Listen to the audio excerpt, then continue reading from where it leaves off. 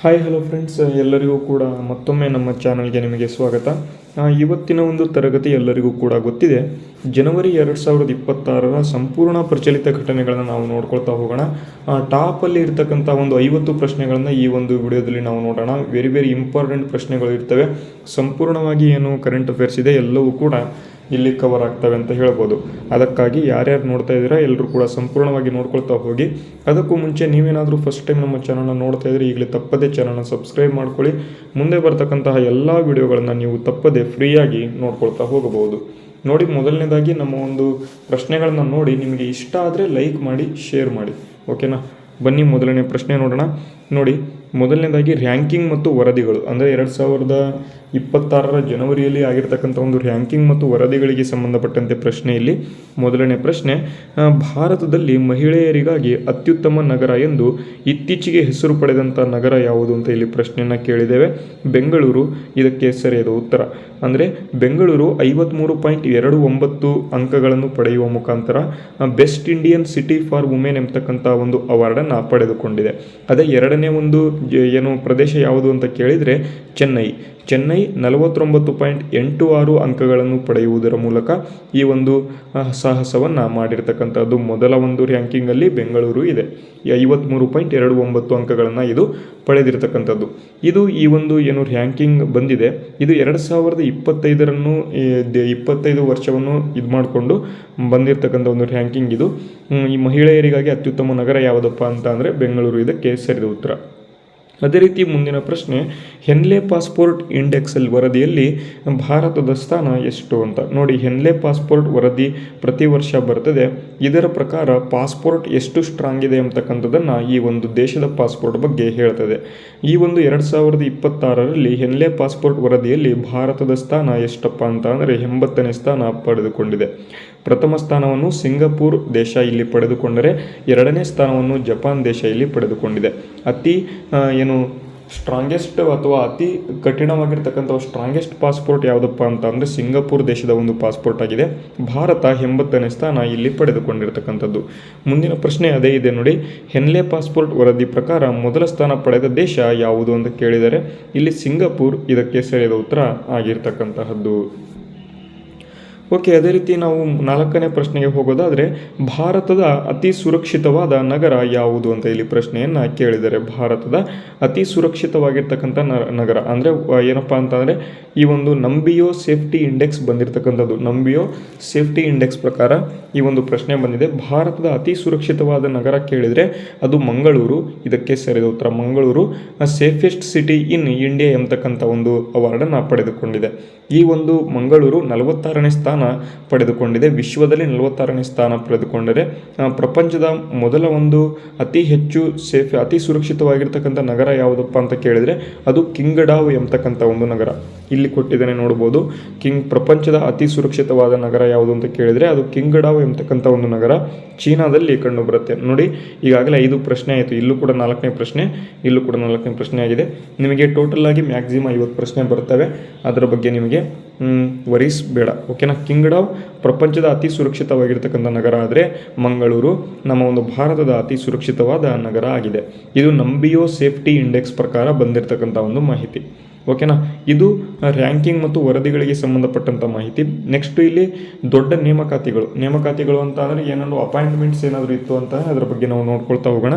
ನೋಡಿ, ಮೇಯ್ನ್ ಆಗಿ 2026 ಜನವರಿಯಲ್ಲಿ ಏನು ಅಪಾಯಿಂಟ್ಮೆಂಟ್ ಆಯ್ತಪ್ಪ ಅಂತ ಅಂದರೆ ರಾಷ್ಟ್ರೀಯ ತನಿಖಾ ಸಂಸ್ಥೆಯ ಕಾರ್ಯದರ್ಶಿಯಾಗಿ ಇತ್ತೀಚೆಗೆ ಯಾರು ಆಯ್ಕೆಯಾಗಿದ್ದಾರೆ ಅಂತ ಇಲ್ಲಿ ಪ್ರಶ್ನೆ ಕೇಳಿದ್ದಾರೆ. ತನಿಖಾ ಅಥವಾ ಇಲ್ಲಿ ನ್ಯಾಷನಲ್ ಇನ್ವೆಸ್ಟಿಗೇಷನ್ ಏಜೆನ್ಸಿ ಅಂತ ಕರಿತೇವೆ. ಇದರ ಒಂದು ಡೈರೆಕ್ಟರ್ ಜನರಲ್ನ ಯಾರಾಗಿ ನೇಮಕ ಆಗಿದ್ದಾರೆ ಅಂತ ಇಲ್ಲಿ ಕೇಳಿದರೆ ಇಲ್ಲಿ ರಾಕೇಶ್ ಅಗರ್ವಾಲ್ ಅವರು ರಾಷ್ಟ್ರೀಯ ತನಿಖಾ ಸಂಸ್ಥೆಯ ಕಾರ್ಯದರ್ಶಿಯಾಗಿ ಇತ್ತೀಚೆಗೆ ಆಯ್ಕೆಯಾಗಿದ್ದಾರೆ. ಆಪ್ಷನ್ 1 ರಾಕೇಶ್ ಅಗರ್ವಾಲ್ ಸರಿದ ಉತ್ತರ. ಅದೇ ರೀತಿ ಮುಂದಿನ ಪ್ರಶ್ನೆ, ಬಾರ್ಡರ್ ಸೆಕ್ಯೂರಿಟಿ ಫೋರ್ಸ್. ನೋಡಿ, BSF ಎಂಬತಕ್ಕಂಥ ಇದರ ಒಂದು ಕಾರ್ಯದರ್ಶಿಯಾಗಿ ಇತ್ತೀಚೆಗೆ ಯಾರು ಆಯ್ಕೆಯಾಗಿದ್ದಾರೆ ಅಂತ ಇಲ್ಲಿ ಪ್ರಶ್ನೆಯನ್ನು ಕೇಳಿದರೆ ಯಾರಪ್ಪ ಅಂತ ಅಂದರೆ ಆಪ್ಷನ್ C ಶತ್ರುಜಿತ್ ಕಪೂರ್ ಅವರು ಈ ಒಂದು ಬಾರ್ಡರ್ ಸೆಕ್ಯೂರಿಟಿ ಫೋರ್ಸ್ನ ಒಂದು ಕಾರ್ಯದರ್ಶಿಯಾಗಿ ಇತ್ತೀಚೆಗೆ ಆಯ್ಕೆಯಾಗಿದ್ದಾರೆ. ಅದೇ ರೀತಿಯಲ್ಲಿ ಈ ಒಂದು ಎರಡು ಪ್ರಶ್ನೆಗಳು ಅಪಾಯಿಂಟ್ಮೆಂಟ್ಸ್ ಮತ್ತು ರೆಸಿಗ್ನೇಷನ್ಗೆ ಸಂಬಂಧಪಟ್ಟಂಥ ಪ್ರಶ್ನೆಗಳು. ನೆಕ್ಸ್ಟು ಮುಂದಿನ ಒಂದು ಏನು ಆರ್ಟಿಕಲ್ ಯಾವುದಪ್ಪ ಅಂತಂದರೆ ಅರ್ಥಶಾಸ್ತ್ರಕ್ಕೆ ಸಂಬಂಧಪಟ್ಟಂಥ ಒಂದು ಪ್ರಚಲಿತ ಘಟನೆಗಳನ್ನು ನೋಡೋಣ. ನೋಡಿ, ಪ್ರಪಂಚದ 4ನೇ ಅತಿ ದೊಡ್ಡ GDP ಹೊಂದಿರುವ ರಾಷ್ಟ್ರ ಯಾವುದು ಅಂತ ಪ್ರಶ್ನೆ ಕೇಳಿದರೆ, ಪ್ರಪಂಚದ 4ನೇ ಅತಿ ದೊಡ್ಡ ಒಂದು GDP ಹೊಂದಿರತಕ್ಕಂಥ ರಾಷ್ಟ್ರ ಯಾವುದು ಅಂತ. ಯಾಕೆ ಅಂತ ಅಂದರೆ ಇತ್ತೀಚೆಗೆ ಭಾರತ 5ನೇ ಸ್ಥಾನದಲ್ಲಿಂದ 4ನೇ ಸ್ಥಾನಕ್ಕೆ ಬಂತು. ಯಾರನ್ನ ಹಿಂದಕ್ಕೆ ಬಂದಿದೆ ಅಂತ ಕೇಳಿದರೆ ಜಪಾನ್ ದೇಶವನ್ನು ಹಿಂದಕ್ಕೆ ಬಂದಿದೆ. ಈಗ ಪ್ರೆಸೆಂಟಾಗಿ ನಮ್ಮ ಒಂದು ಭಾರತ ಎಷ್ಟು ಟ್ರಿಲಿಯನ್ ಎಕಾನಮಿಯನ್ನು ಹೊಂದಿದೆ ಅಂತ ಕೇಳಿದರೆ 4.18 ಟ್ರಿಲಿಯನ್ ಎಕಾನಮಿಯನ್ನು ಭಾರತ ಹೊಂದಿರತಕ್ಕಂಥದ್ದು. ಪ್ರಪಂಚದ 4ನೇ ಅತಿ ದೊಡ್ಡ GDP ಹೊಂದಿರತಕ್ಕಂಥ ರಾಷ್ಟ್ರ ಯಾವುದಪ್ಪ ಅಂತ ಕೇಳಿದರೆ ಅದು ಭಾರತ ಆಗಿದೆ. ಅದೇ ರೀತಿಯಲ್ಲಿ ಟಾಪಲ್ಲಿ ಇರ್ತಕ್ಕಂಥ ಒಂದು ದೇಶ ಯಾವುದು ಅಂತ ಕೇಳಿದರೆ ಯುನೈಟೆಡ್ ಸ್ಟೇಟ್ಸ್ ಆಫ್ ಅಮೆರಿಕಾ, ಅದಾದ ಬಳಿಕ ಚೀನಾ, ಅದಾದ ಬಳಿಕ ಜರ್ಮನಿ. 2030 ಅಥವಾ 2.5ರಿಂದ 3 ವರ್ಷದ ಒಳಗಾಗಿ ಜರ್ಮನಿಯನ್ನು ಕೂಡ ಹಿಂದಕ್ಕೆ ಭಾರತ 3ನೇ ಸ್ಥಾನಕ್ಕೆ ಬರುವಂಥ ಒಂದು ನಿರೀಕ್ಷೆಯನ್ನು ಇಲ್ಲಿ ಹೊಂದಿರತಕ್ಕಂಥದ್ದು. ಇಷ್ಟು ನಿಮಗೆ ಈ ಒಂದು GDP ಬಗ್ಗೆ ಗೊತ್ತಿರಬೇಕು. ಗ್ರಾಸ್ ಡೊಮೆಸ್ಟಿಕ್ ಪ್ರಾಡಕ್ಟ್ ಅಂತ ನಾವು ಇದನ್ನು ಕರಿತೇವೆ. ಓಕೆನಾ. ನೆಕ್ಸ್ಟ್ ಮುಂದಿನ ಒಂದು ಪ್ರಶ್ನೆ, ಭಾರತದ ಮೊದಲ ಸೋಲಾರ್ ಆಧಾರಿತ ATM ಅನ್ನು ಎಲ್ಲಿ ಅನಾವರಣಗೊಳಿಸಲಾಗಿದೆ ಅಂತ ಇಲ್ಲಿ ಪ್ರಶ್ನೆ ಕೇಳಿದರೆ, ಇದನ್ನು ತ್ರಿಪುರಾ ರಾಜ್ಯದಲ್ಲಿ ಅನಾವರಣಗೊಳಿಸಿದ್ದಾರೆ. ಪ್ರಥಮ ಒಂದು ಸೋಲಾರ್ ಆಧಾರಿತ ಒಂದು ATM ಅಂದರೆ ಈ ಒಂದು ರೀಜನಲ್ ರೂರಲ್ ಬ್ಯಾಂಕ್, ಗ್ರಾಮೀಣ ಬ್ಯಾಂಕಿಗಳಲ್ಲಿ ಪ್ರಥಮ ಒಂದು ಸೋಲಾರ್ ಆಧಾರಿತ ATM ಅನ್ನು ಎಲ್ಲಿ ಅನಾವರಣಗೊಳಿಸಿದ್ದಾರೆ ಅಂತ ಕೇಳಿದರೆ ಅದು ತ್ರಿಪುರಾ ಗ್ರಾಮೀಣ ಬ್ಯಾಂಕನ್ನು, ಈ ಒಂದು ತ್ರಿಪುರಾ ಗ್ರಾಮೀಣ ಬ್ಯಾಂಕ್ ಏನಿದೆ ಇದನ್ನು ಅನಾವರಣಗೊಳಿಸಿರ್ತಕ್ಕಂತಹದ್ದು. ನೆಕ್ಸ್ಟು ಮುಂದಿನ ಪ್ರಶ್ನೆ, ಯಾವ ಬ್ಯಾಂಕುಗಳು ನಿರ್ಯಾತ ಪ್ರೋತ್ಸಾಹನ ಎಂಬತಕ್ಕಂಥ ಒಂದು ಯೋಜನೆಯಲ್ಲಿ ಹಣ ಕೊಡುವ ಹಾಗಿಲ್ಲ ಅಂತ ಇಲ್ಲಿ ಕೇಳಿದ್ದಾರೆ. ನೋಡಿ, ಗ್ರಾಮೀಣ ಬ್ಯಾಂಕುಗಳು ಏನಿದ್ದಾವೆ ಈ ಒಂದು ನಿರ್ಯಾತ ಪ್ರೋತ್ಸಾಹನ ಒಂದು ಯೋಜನೆಗೆ ಒಳಗಡೆ ಹಣವನ್ನು ಕೊಡೋ ಹಾಗಿಲ್ಲ, ಅಂದರೆ ಜನರಿಗೆ ಹಣವನ್ನು ಕೊಡೋ ಹಾಗಿಲ್ಲ, ಲೋನ್ಸ್ಗಳನ್ನು ಕೊಡೋ ಹಾಗಿಲ್ಲ. ಓಕೆನಾ. ಅದಕ್ಕಾಗಿ ಅದು ಒಂದು ಬ್ಯಾಂಕನ್ನು ಬಿಟ್ಟು ಬೇರೆ ಎಲ್ಲವೂ ಕೂಡ ಕೊಡಬಹುದು. ಪಬ್ಲಿಕ್ ಸೆಕ್ಟರ್ ಬ್ಯಾಂಕ್ ಆಗಿರ್ಬೋದು, ಅರ್ಬನ್ ಕೋಆಪರೇಟಿವ್ ಬ್ಯಾಂಕ್ ಆಗಿರ್ಬೋದು, ಸ್ಟೇಟ್ ಕೋಆಪರೇಟಿವ್ ಬ್ಯಾಂಕ್ ಆಗಿರ್ಬೋದು, ಎಲ್ಲವೂ ಕೂಡ ಕೊಡಬಹುದು. ಆದರೆ ನಿರ್ಯಾತ ಪ್ರೋತ್ಸಾಹನ ಎಂಬತಕ್ಕಂಥ ಯೋಜನೆಯಲ್ಲಿ RRB ಅಥವಾ ರೀಜನಲ್ ರೂರಲ್ ಬ್ಯಾಂಕ್ ಏನಿದೆ ಅದು ಹಣವನ್ನು ಕೊಡೋ ಹಾಗೆ ಇಲ್ಲ ಅಂತ ಇಲ್ಲಿ ಕೊಟ್ಟಿದ್ದಾರೆ ಅಂತ ಹೇಳಬಹುದು. ನೆಕ್ಸ್ಟ್ ಮುಂದಿನ ಪ್ರಶ್ನೆ, ಪ್ರಸ್ತುತ ನಬಾರ್ಡ್ನ ಕಾರ್ಯದರ್ಶಿಗಳು ಯಾರು ಅಂತ ಇಲ್ಲಿ ಪ್ರಶ್ನೆಯನ್ನು ಕೇಳಿದರೆ, ಯಾಕೆಂದರೆ ನಬಾರ್ಡ್ ಇತ್ತೀಚೆಗೆ ನ್ಯೂಸಲ್ಲಿ ಇತ್ತು, ಅದಕ್ಕಾಗಿ ಈ ಒಂದು ಪ್ರಶ್ನೆಯನ್ನು ಹಾಕಿದ್ದೇನೆ. ಇದಕ್ಕೆ ಸರಿಯಾದ ಉತ್ತರ ಯಾವುದಪ್ಪ ಅಂತ ಅಂದರೆ KV Shaji ಎಂಬತಕ್ಕಂಥವ್ರು. KV Shaji option 1 ಇಲ್ಲಿ ಸರಿಯಾದ ಉತ್ತರ. KV ಶಾಜಿ ನಬಾರ್ಡ್ನ ಪ್ರಸ್ತುತ ಕಾರ್ಯದರ್ಶಿಗಳು ಆಗಿರ್ತಾರೆ.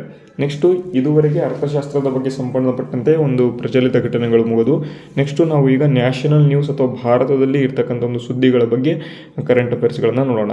ನೋಡಿ, ಮೊದಲನೇ ಪ್ರಶ್ನೆ ಏನಪ್ಪ ಅಂತ ಅಂದರೆ, ಭಾರತದ ಮೊದಲ ವಂದೇ ಭಾರತ ಸ್ಲೀಪರ್ ರೈಲು ಎಲ್ಲಿಂದ ಎಲ್ಲಿಗೆ ಸಂಚರಿಸಲಿದೆ. ನೋಡಿ, ತುಂಬ ಇಂಪಾರ್ಟೆಂಟ್ ಇದು. ಗುವಾಹಟಿ ಮತ್ತು ಹೌರಾ ಎಂಬತಕ್ಕಂಥ ಒಂದು ಸ್ಥಾನದ ಈ ಒಂದು ಪ್ರದೇಶದ ನಡುವೆ ಈ ಒಂದು ಸ್ಲೀಪರ್ ಟ್ರೈನ್ ಅಥವಾ ವಂದೇ ಭಾರತ ಮೊದಲ ಸ್ಲೀಪರ್ ಟ್ರೈನ್ ನಡೆಯುತ್ತೆ. ಆ ಒಂದು ಗುವಾಹಟಿ ಎಲ್ಲಿದೆ ಅಂತ ಅಂದರೆ ಅಸ್ಸಾಂ ರಾಜ್ಯದಲ್ಲಿ ಕಂಡು ಬಂದರೆ, ಹೌರಾ ಎಂಬತಕ್ಕಂಥದ್ದು ಪಶ್ಚಿಮ ಬಂಗಾಳ ಅಥವಾ ವೆಸ್ಟ್ ಬೆಂಗಾಲ್ನಲ್ಲಿ ಕಂಡು ಬರುತ್ತೆ. ನೋಡಿ, ಆಪ್ಷನ್ 1 ಮತ್ತು 2 ಇವೆರಡೂ ಕೂಡ ಸರಿಯಾಗ್ತವೆ. ಎಲ್ಲಿಂದ ಎಲ್ಲಿಗೆ ಅಂತ ಅಂದರೆ ಅಸ್ಸಾಂನಿಂದ ಪಶ್ಚಿಮ ಬಂಗಾಳ ಆದರೂ ಕೂಡ ಸರಿ, ಗುವಾಹಟಿಯಿಂದ ಹೌರಾ ಎಂಬತಕ್ಕಂಥ ಒಂದು ಸ್ಥಾನ ಆದರೂ ಕೂಡ ಸರಿ. ಅದಕ್ಕಾಗಿ ಎರಡೂ ಕೂಡ ಸರಿ. ಆಪ್ಷನ್ D ಇಲ್ಲಿ ಸರಿಯಾದ ಉತ್ತರ ಆಗಿದೆ. ಅದೇ ರೀತಿ ಮುಂದಿನ ಪ್ರಶ್ನೆ, ಪ್ರಪಂಚದಲ್ಲಿ ಅತಿ ಹೆಚ್ಚು ಅಕ್ಕಿ ಬೆಳೆಯುವ ರಾಷ್ಟ್ರ ಯಾವುದು ಅಂತ ಕೇಳಿದರೆ, ಯಾಕೆ ಅಂದರೆ ಪ್ರಪಂಚದಲ್ಲಿ ಅಕ್ಕಿಯನ್ನು ಬೆಳೆತಕ್ಕಂಥ ಒಂದು ರಾಷ್ಟ್ರದಲ್ಲಿ ಪ್ರಥಮ ಸ್ಥಾನ ಈಗ ಭಾರತ ಬಂದಿರತಕ್ಕಂಥದ್ದು. ಯಾಕೆ ಅಂದರೆ ಇತ್ತೀಚೆಗೆ 150.18 ಮಿಲಿಯನ್ ಟನ್ ಅಕ್ಕಿಗಳನ್ನು ಪ್ರೊಡಕ್ಷನ್ ಮಾಡುವ ಮುಖಾಂತರ ಭಾರತ ವಿಶ್ವದಲ್ಲೇ ಪ್ರಥಮ ಸ್ಥಾನವನ್ನು ಗಳಿಸಿದೆ. 2ನೇ ಸ್ಥಾನದಲ್ಲಿ ಈಗ ಚೀನಾ ಇದೆ, ಅದು 145 ಮಿಲಿಯನ್ ಟನ್ ಅಕ್ಕಿಗಳನ್ನು ಬೆಳೀತಾ ಇದೆ. ಈ ಒಂದು ವರ್ಷ 2025-26ರಲ್ಲಿ ಭಾರತ ಅತಿ ಹೆಚ್ಚು ಅಕ್ಕಿ ಬೆಳೆಯುವ ರಾಷ್ಟ್ರ ಆಗಿ ಹೊರಹೊಮ್ಮಿದೆ. ಆಪ್ಷನ್ 1 ಇಲ್ಲಿ ಸರಿಯಾದ ಉತ್ತರ ಆಗಿದೆ. ಅದೇ ರೀತಿ ಮುಂದಿನ ಪ್ರಶ್ನೆ, ನಾಗೌರಿ ಅಶ್ವಗಂಧ ಎಂಬತಕ್ಕಂಥದ್ದು ಇದು ಯಾವ ರಾಜ್ಯದಲ್ಲಿ GI ಟ್ಯಾಗ್ ಪಡೆದಿದೆ ಅಂತ. ನಾಗೌರಿ ಎಂಬತಕ್ಕಂಥ ಒಂದು ಅಶ್ವಗಂಧ ನಿಮಗೆ ಗೊತ್ತಿದೆ. ನಾಗೌರಿ ಎಂಬತಕ್ಕಂಥ ಒಂದು ಡಿಸ್ಟ್ರಿಕ್ಟ್ ಇದೆ, ಎಲ್ಲಿದೆ ಅಂತ ಕೇಳಿದರೆ ರಾಜಸ್ಥಾನದಲ್ಲಿ ಈ ಒಂದು ಡಿಸ್ಟ್ರಿಕ್ಟ್ ಕಂಡು ಬರುತ್ತೆ. ನಾಗೌರಿ ಅಶ್ವಗಂಧ ಕೂಡ ಈ ಒಂದು ರಾಜಸ್ಥಾನದ ಒಂದು GI ಟ್ಯಾಗ್ ಇಲ್ಲಿ ಪಡೆದಿರ್ತಕ್ಕಂಥದ್ದು. ಓಕೆನಾ. ಆಪ್ಷನ್ 1 ಇಲ್ಲಿ ಸರಿಯಾದ ಉತ್ತರ ಆಗಿದೆ. ಅದೇ ರೀತಿ ಮುಂದಿನ ಪ್ರಶ್ನೆ, ರಸ್ತೆ ಕಾಮಗಾರಿಗಾಗಿ ಬಯೋಬಿಟುಮೆನ್ ಅನ್ನು ಅಭಿವೃದ್ಧಿಪಡಿಸುತ್ತಿರುವ ಮೊದಲ ರಾಷ್ಟ್ರ ಯಾವುದು ಅಂತ. ನೋಡಿ, ಬಯೋಬಿಟುಮೆನ್ ಮುಖಾಂತರ ರಸ್ತೆಯನ್ನು ಕಟ್ಟೋದಕ್ಕೆ ನಮ್ಮ ಒಂದು ಭಾರತ ಏನಿದೆ ಪ್ರಪ್ರಥಮ ಬಾರಿಗೆ ವಿಶ್ವದಲ್ಲಿ ಪ್ರಥಮವಾಗಿ ಇದನ್ನು ನಡೆಸ್ತಾ ಇದೆ ರಸ್ತೆ ಕಾಮಗಾರಿಗಾಗಿ. ಅದಕ್ಕಾಗಿ ರಸ್ತೆ ಕಾಮಗಾರಿಗಾಗಿ ಬಯೋಬಿಟುಮೆನನ್ನು ಅಭಿವೃದ್ಧಿಪಡಿಸ್ತಾ ಇರತಕ್ಕಂಥ ಒಂದು ಮೊದಲ ರಾಷ್ಟ್ರ ಯಾವುದು ಅಂತ ಕೇಳಿದರೆ ಅದು ಭಾರತ ಆಗಿರ್ತಕ್ಕಂಥದ್ದು. ಅದೇ ರೀತಿಯಲ್ಲಿ ಇಂಡಿಯನ್ ಇನ್ಸ್ಟಿಟ್ಯೂಟ್ ಆಫ್ ಪೆಟ್ರೋಲಿಯಂ ಎಲ್ಲಿದೆ ಅಂತ ಇಲ್ಲಿ ಪ್ರಶ್ನೆಯನ್ನು ಕೇಳಿದರೆ ವೆರಿ ವೆರಿ ಇಂಪಾರ್ಟೆಂಟ್ ಇದು ಕೂಡ. ಎಲ್ಲಪ್ಪ ಇದೆ ಅಂತ ಅಂದರೆ ಇದು ಡೆಹ್ರಾಡ್ಯೂನ್ನಲ್ಲಿ ಕಂಡು ಬರುತ್ತೆ. ಡೆಹ್ರಾಡ್ಯೂನ್ ಇದಕ್ಕೆ ಸರಿಯಾದ ಉತ್ತರ. ಆಪ್ಷನ್ 1 ಇಲ್ಲಿ ಸರಿಯಾದ ಉತ್ತರ ಆಗಿದೆ. ಅದೇ ರೀತಿ ಮುಂದಿನ ಪ್ರಶ್ನೆಗೆ ಬರೋದಾದರೆ, ಭಾರತದ ಮೊದಲ ಬಯೋ ಹ್ಯಾಪಿ ಜಿಲ್ಲೆ ಯಾವ ರಾಜ್ಯದಲ್ಲಿ ಇದೆ ಅಂತ ಇಲ್ಲಿ ಕೇಳಿದರೆ. ಬಯೋಹ್ಯಾಪಿ ಜಿಲ್ಲೆ ಯಾವುದಪ್ಪ ಅಂತಂದರೆ ಅದು ಕೆ.ಇ. ಪನ್ಯಾರ್ ಎಂಬತಕ್ಕಂಥ ಒಂದು ಜಿಲ್ಲೆ. ಕೆ.ಇ. ಪನ್ಯಾರ್ ಎಂಬತಕ್ಕಂಥ ಜಿಲ್ಲೆ ಇದು ಅರುಣಾಚಲ ಪ್ರದೇಶದಲ್ಲಿ ಕಂಡು ಬರತಕ್ಕಂಥ ಜಿಲ್ಲೆ ಆಗಿದೆ. ಅರುಣಾಚಲ ಪ್ರದೇಶ ಇದಕ್ಕೆ ಸರಿಯಾದ ಉತ್ತರ. ಭಾರತದ ಮೊದಲ ಬಯೋಹ್ಯಾಪಿ ಜಿಲ್ಲೆ ಆಗಿರ್ತಕ್ಕಂಥದ್ದು. ಅದೇ ರೀತಿ ಮುಂದಿನ ಪ್ರಶ್ನೆ, ಪಾಂಖುಡಿ ಪೋರ್ಟಲ್ ಅನ್ನು ಇತ್ತೀಚೆಗೆ ಯಾರು ಅನಾವರಣಗೊಳಿಸಿದ್ದಾರೆ ಅಂತ. ಪಾಂಖುಡಿ ಪೋರ್ಟಲ್ ಇದು ministry of women child development ಅಂಡರಲ್ಲಿ ಬರುತ್ತೆ. ವುಮೆನ್ ಮತ್ತು ಚೈಲ್ಡ್ ಡೆವಲಪ್ಮೆಂಟ್, ಮಹಿಳಾ ಮತ್ತು ಸಬಲೀಕರಣ ಇದರ ಅಂಡರಲ್ಲಿ ಬರುತ್ತೆ. ಮಕ್ಕಳ ಸಬಲೀಕರಣ ಇಲಾಖೆಯ ಅಂಡರಲ್ಲಿ. ಇದರಲ್ಲಿ ಯಾರಪ್ಪ ಇದರ ಒಂದು ಮಿನಿಸ್ಟರ್ ಅಂತ ಕೇಳಿದರೆ ಅನ್ನಪೂರ್ಣ ದೇವಿಯವರು. ಇವರು ಏನಪ್ಪ ಮಾಡಿದ್ದಾರೆ ಅಂತಂದರೆ ಪಾಂಖುದಿ ಎಂಬತಕ್ಕಂಥ ಒಂದು ಪೋರ್ಟಲ್ನ ಇತ್ತೀಚೆಗೆ ಅನಾವರಣಗೊಳಿಸಿದ್ದಾರೆ. ಹಾಗಾದರೆ ಯಾರಪ್ಪ ಅಂತ ಕೇಳಿದರೆ ಅನ್ನಪೂರ್ಣ ದೇವಿಯವರು. ಓಕೆನಾ, ಆಪ್ಷನ್ ಬಿ ಸರಿಯಾದ ಉತ್ತರ ಆಗಿದೆ. ಅದೇ ರೀತಿ ಮುಂದಿನ ಪ್ರಶ್ನೆ ನೋಡೋದಾದರೆ, ಭಾರತದ ಮೊದಲ ಕಾಗದರಹಿತ ನ್ಯಾಯಾಲಯ ಯಾವ ರಾಜ್ಯದಲ್ಲಿ ಕಂಡು ಬಂದಿದೆ ಅಂತ ಇಲ್ಲಿ. ಅಂದರೆ ಭಾರತದ ಮೊದಲ ಕಾಗದರಹಿತ ನ್ಯಾಯಾಲಯ ಅಂತ ಅಂದರೆ ಅಲ್ಲಿ ಕಾಗದನೇ ಯೂಸ್ ಮಾಡೋದಿಲ್ಲ ಆ ಒಂದು ನ್ಯಾಯಾಲಯದಲ್ಲಿ. ಅದು ಎಲ್ಲಿ ಅಂತ ಅಂದರೆ ಕೇರಳದಲ್ಲಿ ಇದು ಕಂಡು ಬಂದಿರತಕ್ಕಂಥದ್ದು. ವೆರಿ ವೆರಿ ಇಂಪಾರ್ಟೆಂಟ್ ಇದು. ಮತ್ತು ಇದಕ್ಕೆ ಸಂಬಂಧಪಟ್ಟಂತೆ ಇನ್ನೊಂದು ಪ್ರಶ್ನೆ ಮುಂದೆ ಬರ್ತದೆ, ಅದನ್ನು ನೋಡೋಣ. ಓಕೆನಾ, ಭಾರತದ ಮೊದಲ ಕಾಗದರಹಿತ ನ್ಯಾಯಾಲಯ ಇದು ಕೇರಳದಲ್ಲಿ ಕಂಡುಬರುತ್ತೆ. ಅದೇ ರೀತಿ ಸುಪ್ರೀಂ ಕೋರ್ಟಿನ ಪ್ರಸ್ತುತ ಮುಖ್ಯ ನ್ಯಾಯಾಧೀಶರು ಯಾರು ಅಂತ ಕೇಳಿದರೆ ಯಾರಪ್ಪ ಅಂತಂದರೆ ಜಸ್ಟಿಸ್ ಸೂರ್ಯಕಾಂತ್ ಅವರು. ನೋಡಿ, ಈಗ ಪ್ರೆಸೆಂಟ್ ಆಗಿ ಜಸ್ಟಿಸ್ ಸೂರ್ಯಕಾಂತ್ ಅವರು ಇದ್ದಾರೆ. ಈಗ ಎಲ್ಲರೂ ಕೂಡ ಇಲ್ಲಿ ಎನ್.ವಿ. ರಮಣ ಅವರಾಗಿರ್ಬೋದು, ಉಮೇಶ್ ಲಲಿತ್ ಅವರಾಗಿರ್ಬೋದು, ಎಲ್ಲರೂ ಕೂಡ ಸುಪ್ರೀಂ ಕೋರ್ಟಿನ ಮುಖ್ಯ ನ್ಯಾಯಾಧೀಶರು ಆಗಿ ಬಂದಿರತಕ್ಕಂಥವ್ರೆ. ಆದರೆ ಸೂರ್ಯಕಾಂತ್ ಅವರು ಏನಿದ್ದಾರೆ ಪ್ರಸ್ತುತ ಇದ್ದಾರೆ. ಓಕೆನಾ, ಅದಕ್ಕಾಗಿ ಆಪ್ಷನ್ 1 ಇಲ್ಲಿ ಸರಿಯಾದ ಉತ್ತರ. ಮತ್ತು ಇಲ್ಲಿ ಮುಂದಿನ ಪ್ರಶ್ನೆ, UIDAI ಇದನ್ನು ವಿಸ್ತರಣೆ ಮಾಡಿ ಬರೆಯಿರಿ ಅಂತ ಇಲ್ಲಿ ಕೇಳಿದರೆ. ಏನಪ್ಪ ಅಂತಂದರೆ UIDAI ಅಂತ ಅಂದರೆ ಇಲ್ಲಿ ನಿಮಗೆ KEA ಪರೀಕ್ಷೆಯಲ್ಲಿ ಇದೇ ರೀತಿ ಪ್ರಶ್ನೆಗಳನ್ನು ಕೇಳಿದರೆ, ಅದಕ್ಕಾಗಿ ನೆನ್ಪಿಟ್ಕೊಳ್ಳಿ. Unique identification authority of India. ನೋಡಿ ಆಪ್ಷನ್ಸ್ ಹೆಂಗಿದಾವೆ ನೋಡಿ: union identification, United identification, uniform identification, unique identification ಅಂತ. ನೋಡಿ ಇದೇ ರೀತಿ ನಿಮಗೆ ಕನ್ಫ್ಯೂಷನನ್ನು ಮಾಡ್ತಾರೆ. ಅದಕ್ಕಾಗಿ ನಿಮಗೆ ಗೊತ್ತಿರಬೇಕು unique identification authority of India ಅಂತ. ಆಪ್ಷನ್ 1 ಇಲ್ಲಿ ಸರಿಯಾದ ಉತ್ತರ ಆಗಿದೆ. ನೆಕ್ಸ್ಟ್ ಮುಂದಿನ ಪ್ರಶ್ನೆ, PM ಯುವ ಎಂಬತಕ್ಕಂಥ ಒಂದು ಯೋಜನೆ ಅಡಿಯಲ್ಲಿ ವೈ ಎಂಬತಕ್ಕಂಥದ್ದು ಏನನ್ನು ಸೂಚನೆ ಮಾಡುತ್ತೆ ಅಂತ ಇಲ್ಲಿ ಪ್ರಶ್ನೆ ಕೇಳಿದರೆ. PM ಯುವ ಎಂಬತಕ್ಕಂಥ ಯೋಜನೆಯಲ್ಲಿ ವೈ ಎಂಬತಕ್ಕಂಥದ್ದು ಏನನ್ನು ಹೇಳುತ್ತೆ ಅಂತ. ಇದು ಈ ರೀತಿಯಾಗೂ ಕೂಡ ಪ್ರಶ್ನೆಗಳು ತುಂಬ ಬಂದಿದ್ದಾವೆ. ಅದಕ್ಕಾಗಿ ಪ್ರಶ್ನೆಗಳನ್ನು ತೆಗೆದುಕೊಂಡು ಬಂದಿದ್ದೇನೆ. ವೈ ಎಂಬತಕ್ಕಂಥದ್ದು ಏನಪ್ಪ ಹೇಳುತ್ತೆ ಅಂತಂದರೆ ಯಂಗ್ ಎಂಬತಕ್ಕಂಥ ಒಂದು ಪದವನ್ನು ಇಲ್ಲಿ ಹೇಳ್ತದೆ. ಏನಪ್ಪ PM ಯುವ ಅಂತ ಅಂದರೆ prime ministers Young author's mentorship scheme ಅಂತ. ಓಕೆನಾ, ಯಂಗ್ ಆಥರ್ಸ್ ಮೆಂಟರ್ಶಿಪ್ ಸ್ಕೀಮ್ ಅಂತ. ಅದಕ್ಕಾಗಿ ನೆನ್ಪಿಟ್ಕೊಳ್ಳಿ ವೈ ಎಂಬತಕ್ಕಂಥದ್ದು ಯಂಗ್ ಎಂಬತಕ್ಕಂಥದ್ದು ಇದನ್ನು ಸೂಚನೆ ಮಾಡುತ್ತೆ. ಯುತ್ ಅಂತ ಹಾಕಿದ್ದೇನೆ, ಮತ್ತು ಇಯರ್ ಅಂತ ಹಾಕಿದ್ದೇನೆ, ಮತ್ತು ಇನ್ನೊಂದು ಪದ ಯಾವುದಾದ್ರು ಹಾಕ್ಬೋದು. ಅದಕ್ಕಾಗಿ ನೆನ್ಪಿಟ್ಕೊಳ್ಳಿ ಯಂಗ್ ಎಂಬತಕ್ಕಂಥ ಒಂದು ಪದವನ್ನು ಇದು ಹೇಳುತ್ತೆ. ಓಕೆ, ಮುಂದಿನ ಪ್ರಶ್ನೆ, ಪ್ರಪಂಚದ 2ನೇ ಅತಿ ದೊಡ್ಡ ಮೀನು ಉತ್ಪಾದನಾ ರಾಷ್ಟ್ರ ಯಾವುದು ಅಂತ ಇಲ್ಲಿ ಪ್ರಶ್ನೆಯನ್ನು ಕೇಳಿದರೆ. ಯಾಕೆಂದರೆ ಇತ್ತೀಚೆಗೆ ಮೀನು ಉತ್ಪಾದನೆಯಲ್ಲಿ ಭಾರತ 2ನೇ ಸ್ಥಾನದಲ್ಲಿ ಕಂಡು ಬಂದಿದೆ. ಅದಕ್ಕಾಗಿ ಈ ಒಂದು ಪ್ರಶ್ನೆ ಬಂದಿರತಕ್ಕಂಥದ್ದು. ಪ್ರಪಂಚದ 2ನೇ ಅತಿ ದೊಡ್ಡ ಮೀನು ಉತ್ಪಾದನಾ ರಾಷ್ಟ್ರ ಯಾವುದಪ್ಪ ಅಂತ ಅಂದರೆ ಅದು ನಮ್ಮ ಒಂದು ಭಾರತ. ಆಪ್ಷನ್ ಡಿ ನಲ್ಲಿ ಇದೆ ನೋಡಿ, ಸರಿಯಾದ ಉತ್ತರ. ನೋಡಿ ಮುಂದಿನ ಪ್ರಶ್ನೆ, ಲೋಕಪಾಲರನ್ನು ಯಾರು ನೇಮಕ ಮಾಡ್ತಾರೆ ಅಂತ ಇಲ್ಲಿ ಪ್ರಶ್ನೆಯನ್ನು ಕೇಳಿದರೆ. ಯಾಕೆ ಅಂದರೆ ಇತ್ತೀಚೆಗೆ ಲೋಕಪಾಲ್ ಮತ್ತು ಲೋಕಾಯುಕ್ತ ಆ್ಯಕ್ಟ್ ನ್ಯೂಸಲ್ಲಿದೆ. ಇದು 2013ರಲ್ಲಿ ಈ ಒಂದು ಆ್ಯಕ್ಟ್ ಬಂತು ಅಥವಾ ಕಾಯ್ದೆ ಬಂತು. ಇದು ನೆಕ್ಸ್ಟ್ ಇಲ್ಲಿ ಎಸ್ಟಾಬ್ಲಿಷ್ ಆಗಿದ್ದು ಯಾವಾಗಪ್ಪ ಅಂತ ಅಂದರೆ 2014ರಲ್ಲಿ ಲೋಕಪಾಲ ಎಂಬತಕ್ಕಂಥ ಒಂದು ಹುದ್ದೆ ಬಂತು. ಫೌಂಡೇಶನ್ ಡೇ ಯಾವಾಗಪ್ಪ ಆಯಿತು ಅಂತಂದರೆ ಸಂಸ್ಥಾಪನಾ ದಿನವನ್ನು ಪ್ರತಿ ವರ್ಷ ನಾವು ಜನವರಿ 16ರಂದು ಈ ಒಂದು ಲೋಕಪಾಲರ ಒಂದು ಸಂಸ್ಥಾಪನಾ ದಿನವನ್ನು ಆಚರಣೆಯನ್ನು ಮಾಡ್ತೇವೆ. ಈ ಒಂದು ಲೋಕಪಾಲ ಒಂದು ಯಾರಪ್ಪ ನೇಮಕ ಮಾಡ್ತಾರೆ ಅಂತ ಕೇಳಿದರೆ ಇವರನ್ನು ರಾಷ್ಟ್ರಪತಿಯವರು ಇವರನ್ನು ನೇಮಕವನ್ನು ಮಾಡ್ತಾರೆ. ಲೋಕಪಾಲರಲ್ಲಿ ಟೋಟಲ್ ಆಗಿ ಒಬ್ಬರು ಚೇರ್ಮನ್ ಇದ್ದರೆ 8 ಮೆಂಬರ್ಸ್ ಇರ್ತಾರೆ, 8 ಸದಸ್ಯರು ಇರ್ತಾರೆ. ಅದರಲ್ಲಿ 4 must and should judicial members ಆಗಿರಬೇಕು ಅಥವಾ ನ್ಯಾಯಮೂರ್ತಿಗಳು ಆಗಿರಬೇಕು ಅಂತ. ಓಕೆನಾ, ಮೇಯ್ನ್ ಆಗಿ ಇಲ್ಲಿ ಲೋಕಪಾಲರನ್ನು ಯಾರ ನೇಮಕ ಮಾಡ್ತಾರೆ ಅಂತ ಅಂದರೆ ರಾಷ್ಟ್ರಪತಿಗಳು ಇಲ್ಲಿ ನೇಮಕವನ್ನು ಮಾಡ್ತಾರೆ ಅಂತ. ನೆಕ್ಸ್ಟ್ ಮುಂದಿನ ಪ್ರಶ್ನೆ, ಕಂಬಲ್ಗರ್ ವೈಲ್ಡ್ ಲೈಫ್ ಸ್ಯಾಂಕ್ಚುರಿ ಅಂತ. ಕಂಬಲ್ಗರ್ ವೈಲ್ಡ್ ಲೈಫ್ ಸ್ಯಾಂಕ್ಚುರಿ ಎಲ್ಲಿದೆ ಅಂತ ಪ್ರಶ್ನೆ ಕೇಳಿದರೆ. ಯಾಕೆಂದರೆ ಇತ್ತೀಚೆಗೆ ನ್ಯೂಸಲ್ಲಿದೆ. ಯಾಕಪ್ಪ ಅಂತ ಇದನ್ನು ಈಗ ಎಕೋ ಸೆನ್ಸಿಟಿವ್ ಝೋನ್ ಆಗಿ ಏನಪ್ಪ ಮಾಡಿದ್ದಾರೆ, ಚೇಂಜ್ ಮಾಡಿದ್ದಾರೆ. ಅದಕ್ಕಾಗಿ ನ್ಯೂಸಲ್ಲಿದೆ. ಕಂಬಲ್ಗರ್ ವೈಲ್ಡ್ ಲೈಫ್ ಸ್ಯಾಂಕ್ಚುರಿ ಎಲ್ಲಿದೆ ಅಂತ ಕೇಳಿದರೆ ಅದು ರಾಜಸ್ಥಾನದಲ್ಲಿ ಕಂಡು ಬರ್ತಕ್ಕಂಥದ್ದು. ಓಕೆನಾ, ನೆಕ್ಸ್ಟು ಮುಂದಿನ ಪ್ರಶ್ನೆ, 77ನೇ ಗಣರಾಜ್ಯೋತ್ಸವದ ದಿನದ ಒಂದು ಥೀಮ್ ಏನು ಅಂತ ಕೇಳಿದರೆ. ನೋಡಿ, ಸಬ್ಕಾ ಸಾಥ್ ಸಬ್ಕಾ ವಿಕಾಸ್ ಇದೆ, 2047 ಡೆವಲಪ್ಡ್ ಇಂಡಿಯಾ ಇದೆ, 150 ಇಯರ್ಸ್ ಆಫ್ ವಂದೇ ಮಾತರಂ ಅಂತ ಕೊಟ್ಟಿದ್ದಾರೆ. ನೋಡಿ 2026ರಲ್ಲಿ 77ನೇ ಒಂದು ಗಣರಾಜ್ಯೋತ್ಸವ ದಿನ ಆಯಿತು. ಅದರ ಒಂದು ಥೀಮ್ ಏನಪ್ಪ ಅಂತಂದರೆ 150 ಇಯರ್ಸ್ ಆಫ್ ವಂದೇ ಮಾತರಂ ಅಂತಕ್ಕಂಥದ್ದು. ಆಪ್ಷನ್ ಸಿ ನಲ್ಲಿ ಇದೆ ನೋಡಿ, ವೆರಿ ವೆರಿ ಇಂಪಾರ್ಟೆಂಟ್. ಇದು ಕೂಡ ನೆನ್ಪಿಟ್ಕೊಳ್ಳಿ. ಮುಂದಿನ ಪ್ರಶ್ನೆ, ಸಂಪೂರ್ಣತಾ ಅಭಿಯಾನ ಎಂಬತಕ್ಕಂಥದ್ದು ಯಾವ ಇಲಾಖೆ ಅನಾವರಣಗೊಳಿಸಿದೆ ಅಂತ ಇಲ್ಲಿ ಪ್ರಶ್ನೆ ಕೇಳಿದರೆ ನೋಡಿ, ಇದು ಕೂಡ ತುಂಬ ಇಂಪಾರ್ಟೆಂಟ್ ಪ್ರಶ್ನೆ. ಇದನ್ನು ನೀತಿ ಆಯೋಗ ಏನಿದೆ ಇದನ್ನು ಅನಾವರಣಗೊಳಿಸಿದೆ. ಲಾಂಚ್ ಮಾಡೋದು ಯಾವುದಪ್ಪ ಅಂತ ಅಂದರೆ ನೀತಿ ಆಯೋಗ. ಸಂಪೂರ್ಣತಾ ಅಭಿಯಾನ ಎಂಬತಕ್ಕಂಥದ್ದನ್ನು ಲಾಂಚ್ ಮಾಡೋದು ಯಾವುದಪ್ಪ ಅಂತ ಅಂದರೆ ನೀತಿ ಆಯೋಗ ಲಾಂಚ್ ಮಾಡುತ್ತೆ. ಇದು 2ನೇ ಬಾರಿಗೆ ಲಾಂಚ್ ಆಗಿದೆ. ಯಾಕಪ್ಪ ಲಾಂಚ್ ಮಾಡ್ತಿದ್ದಾರೆ ಅಂತ ಅಂದರೆ ಆಸ್ಪಿರೇಷನಲ್ ಡಿಸ್ಟ್ರಿಕ್ಟ್ ಮತ್ತು ಬ್ಲಾಕ್ಗಳನ್ನು ಮಾಡೋದಕ್ಕಾಗಿ. ಆಸ್ಪಿರೇಷನಲ್ ಅಂತ ಅಂದರೆ ಏನು, ನಿಮಗೆ ಮಾಡೆಲ್ ಡಿಸ್ಟ್ರಿಕ್ಟ್ ಅಂತ ಏನು ಹೇಳ್ತೇವೆ ಆ ರೀತಿ ಮಾಡ್ಕೋದಕ್ಕಾಗಿ. ಓಕೆನಾ. ಮುಂದಿನ ಪ್ರಶ್ನೆ, ಸಮರ್ಥ ಪೋರ್ಟಲ್ ಮುಖಾಂತರ ಪ್ರಥಮ ಬಾರಿಗೆ ಆಸ್ತಿ ತೆರಿಗೆ ಪಡೆದುಕೊಂಡ ಜಿಲ್ಲೆ ಯಾವುದು ಅಂತ ನೋಡಿ. ಇದು ವೆರಿ ವೆರಿ ಇಂಪಾರ್ಟೆಂಟ್. ಪ್ರಥಮ ಬಾರಿಗೆ ಸಮರ್ಥ ಪೋರ್ಟಲ್ ಮುಖಾಂತರ ಪ್ರಥಮ ಬಾರಿಗೆ ಆಸ್ತಿ ತೆರಿಗೆಯನ್ನು ಪಡೆದುಕೊಂಡಿದೆ. ಹಾಗಾಗಿ ಧಾಮ್ತಾರಿ ಎಂಬತಕ್ಕಂಥ ಒಂದು ಡಿಸ್ಟ್ರಿಕ್ಟ್ ಇದೆ ನೋಡಿ. ಆಪ್ಷನ್ 1 ಧಾಮ್ತಾರಿ ಎಂಬತಕ್ಕಂಥ ಡಿಸ್ಟ್ರಿಕ್ಟ್. ಇದು ಎಲ್ಲಿದೆ ಅಂತಂದರೆ ಛತ್ತೀಸ್ಗಢದಲ್ಲಿ ಕಂಡುಬರುತ್ತೆ. ಛತ್ತೀಸ್ಗಢ ಎಂಬತಕ್ಕಂಥ ಒಂದು ಏನು ರಾಜ್ಯದಲ್ಲಿ ಕಂಡುಬರುತ್ತೆ. ಈ ಒಂದು ಸಮರ್ಥ ಪೋರ್ಟಲ್ ಮುಖಾಂತರ ಪ್ರಥಮ ಬಾರಿಗೆ ಆಸ್ತಿ ತೆರಿಗೆಯನ್ನು ಇದು ಪಡೆದುಕೊಂಡಿದೆ ಅಂತ ಹೇಳ್ಬೋದು. ನೆಕ್ಸ್ಟ್ ಮುಂದಿನ ಪ್ರಶ್ನೆ, ಗ್ರಂಥ ಕುಟೀರ ಎಂಬತಕ್ಕಂಥದ್ದು ಇದು ಏನು ದ್ರೌಪದಿ ಮುರ್ಮು ಅವರು ಏನು ಮಾಡಿದ್ದಾರೆ, ಈ ಒಂದು ಗ್ರಂಥ ಕುಟೀರ ಎಂಬತಕ್ಕಂಥದ್ದನ್ನ ಇನಾಗ್ರೇಷನ್ ಮಾಡಿದ್ದಾರೆ.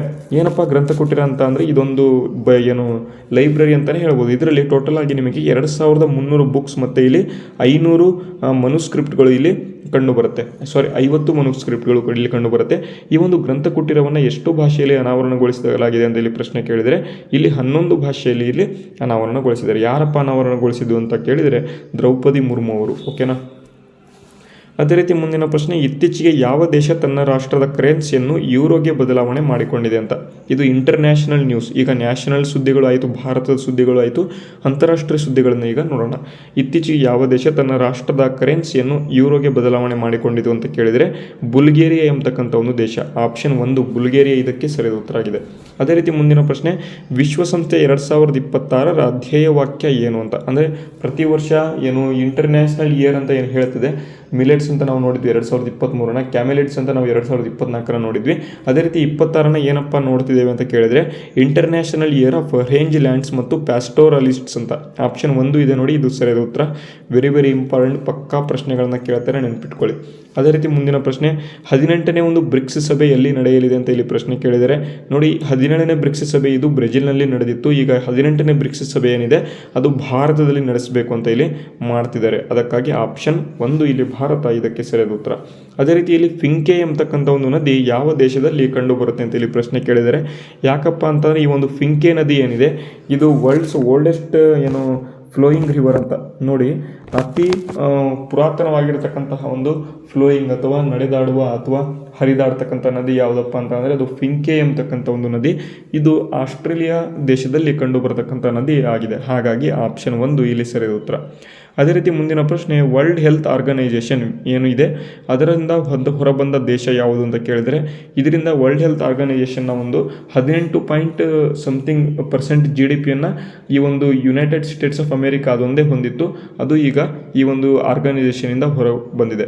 78 ವರ್ಷಗಳ ಕಾಲ ಇದರಲ್ಲಿ ಇದು ಕೆಲಸ ಮಾಡಿತು ಅಥವಾ ಈ ಒಂದು ಇದನ್ನು ವರ್ಲ್ಡ್ ಹೆಲ್ತ್ ಆರ್ಗನೈಜೇಷನಲ್ಲಿ ವರ್ಕ್ ಮಾಡಿತ್ತು. ಈಗ ಅದರಿಂದ ಹೊರಗಡೆ ಬಂದಿರತಕ್ಕಂಥ ದೇಶ ಯಾವುದು ಅಂತ ಕೇಳಿದರೆ ಯುನೈಟೆಡ್ ಸ್ಟೇಟ್ಸ್ ಆಫ್ ಅಮೇರಿಕಾ. ಓಕೆನಾ. ಮುಂದಿನ ಪ್ರಶ್ನೆ ನೋಡೋಣ.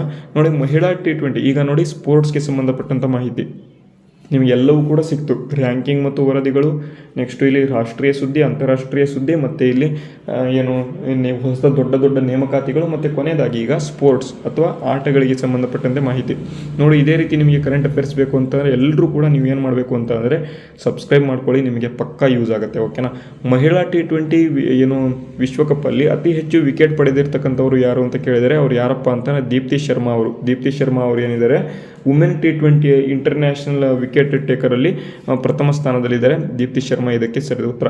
ಅದೇ ರೀತಿ ಮುಂದಿನ ಪ್ರಶ್ನೆ, ವಿಶ್ವ ರ್ಯಾಪಿಡ್ ಮತ್ತು ಬ್ಲಿಟ್ಸ್ ಚೆಸ್ಸಲ್ಲಿ 9ನೇ ಬಾರಿಗೆ ನೋಡಿ ಸತತ 9ನೇ ಬಾರಿಗೆ ಚಾಂಪಿಯನ್ ಆದ ಚೆಸ್ ಆಟಗಾರ ಯಾರು ಅಂತ ಕೇಳಿದರೆ ಎಲ್ಲರಿಗೂ ಕೂಡ ಗೊತ್ತಿದೆ, ಮ್ಯಾಗ್ನಸ್ ಕಾರ್ಲ್ಸನ್ ಎಂಬತಕ್ಕಂಥ ಚೆಸ್ ಆಟಗಾರ ಈ ಒಂದು ಸ್ಥಾನವನ್ನು ಪಡೆದುಕೊಂಡಿದ್ದಾರೆ. ವೆರಿ ವೆರಿ ಇಂಪಾರ್ಟೆಂಟ್ ನೋಡಿ ಇದು. ನೆಕ್ಸ್ಟ್ ಮುಂದಿನ ಪ್ರಶ್ನೆ, ಖೇಲೋ ಇಂಡಿಯಾ ಬೀಚ್ ಗೇಮ್ಸಲ್ಲಿ ಅತಿ ಹೆಚ್ಚು ಮೆಡಲ್ ಪಡೆದುಕೊಂಡಂತಹ ಒಂದು ರಾಜ್ಯ ಯಾವುದು ಅಂತ ಕೇಳಿದರೆ ಖೇಲೋ ಇಂಡಿಯಾ ಬೀಚ್ ಗೇಮ್ಸಲ್ಲಿ ಅತಿ ಹೆಚ್ಚು ಮೆಡಲ್ ಪಡೆದುಕೊಂಡಿರ್ತಕ್ಕಂಥ ರಾಜ್ಯ ಯಾವುದಪ್ಪ ಅಂತ ಕೇಳಿದರೆ ಅದು ಕರ್ನಾಟಕ ರಾಜ್ಯ ಇದಕ್ಕೆ ಸರಿಯಾದ ಉತ್ತರ ಆಗಿದೆ.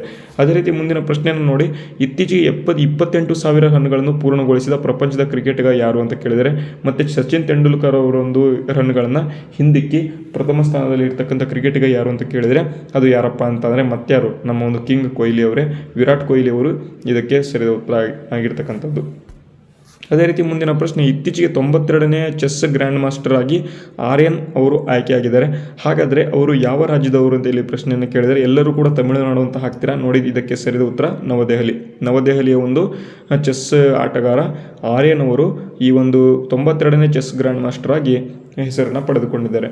ಅದೇ ರೀತಿ ಮುಂದಿನ ಪ್ರಶ್ನೆ, ವಿಜಯ್ ಹಜಾರೆ ಟ್ರೋಫಿ ಗೆದ್ದ ತಂಡ ಯಾವುದು ಅಂತ ಇಲ್ಲಿ ಪ್ರಶ್ನೆ ಕೇಳಿದರೆ ಪ್ರಥಮ ಬಾರಿಗೆ ವಿದರ್ಭ ಎಂಬತಕ್ಕಂಥ ಒಂದು ತಂಡ. ವಿದರ್ಭ ಇಷ್ಟುವರೆಗೆ ಸೌರಾಷ್ಟ್ರ ಗೆಲ್ತಾ ಇತ್ತು. ಈಗ ವಿದರ್ಭ ತಂಡ ಸೌರಾಷ್ಟ್ರವನ್ನು ಸೋಲಿಸಿ ಪ್ರಥಮ ಬಾರಿಗೆ ಈ ಒಂದು ಟ್ರೋಫಿಯನ್ನು ಗೆದ್ದಿದೆ. ಹಾಗಾಗಿ ಆಪ್ಷನ್ 1 ಇಲ್ಲಿ ಸರಿಯಾದ ಉತ್ತರ ಆಗಿದೆ. ಅದೇ ರೀತಿ ಕೊನೆಯ ಒಂದು ಪ್ರಶ್ನೆ ನೋಡಿ, ಇಸ್ರೇಲ್ ಶಾಂತಿ ಪುರಸ್ಕಾರ ಯಾರಿಗೆ ದೊರೆತಿದೆ ಅಂತ. ಇದಕ್ಕೆ ಎಲ್ಲರೂ ಕೂಡ ನಿಮ್ಮ ಒಂದು ಆನ್ಸರ್ನ ಕಾಮೆಂಟ್ ಬಾಕ್ಸ್ ಮೂಲಕ ನೀವು ತಿಳಿಸಬೇಕು. ಇಸ್ರೇಲ್ ಶಾಂತಿ ಪುರಸ್ಕಾರ ಯಾರಿಗೆ ದೊರೆತಿದೆ ಅಂತ ಪ್ಲೀಸ್ ಎಲ್ಲರೂ ಕೂಡ ಕಾಮೆಂಟ್ ಮಾಡಿ, ಮತ್ತು ಈ ಒಂದು ವಿಡಿಯೋನ ಎಲ್ಲರಿಗೂ ಕೂಡ ಶೇರ್ ಮಾಡಿ, ನಿಮಗೆ ಯೂಸ್ ಆಗ್ತದೆ. ಓಕೆನಾ. ಇದುವರೆಗೂ ಈ ಒಂದು ತರಗತಿಗಳನ್ನು ಇಲ್ಲಿಯವರೆಗೂ ನೋಡಿದಂಥ ಎಲ್ಲ ವಿದ್ಯಾರ್ಥಿಗಳಿಗೆ ಧನ್ಯವಾದಗಳನ್ನು ತಿಳಿಸ್ತಾ, ನಮ್ಮ ಚಾನಲ್ಗೆ ಯಾರು ಇನ್ನೂ ಕೂಡ ಸಬ್ಸ್ಕ್ರೈಬ್ ಮಾಡ್ಕೊಂಡಿಲ್ಲ ಎಲ್ಲರೂ ಕೂಡ ತಪ್ಪದೆ ನಮ್ಮ ಚಾನಲ್ನ ಸಬ್ಸ್ಕ್ರೈಬ್ ಮಾಡ್ಕೊಳ್ಳಿ ಅಂತ ಹೇಳ್ತಾ ಇವತ್ತಿನ ವಿಡಿಯೋನ ಇಲ್ಲಿಗೆ ಮುಗಿಸ್ತೇನೆ.